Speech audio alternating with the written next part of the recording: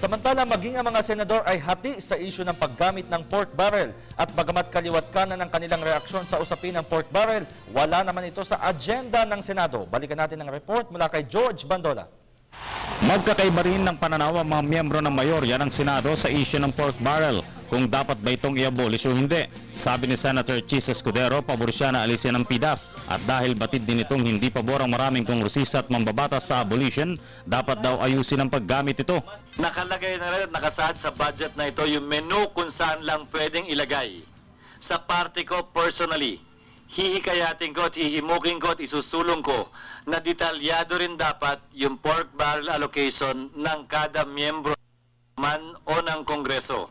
Bilang chairman ng Senate Committee on Agriculture, nais naman ni Senator Cynthia Villar na imbestigan ang ugat ng issue sa pork barrel. Aalamin daw nito sa Department of Agriculture kung paano nito ginamit ang pondong ipinasa sa kanila ng mga mambabatas. Sa kabila nito, hindi naman pabor si Villar na alisin ang PDAF.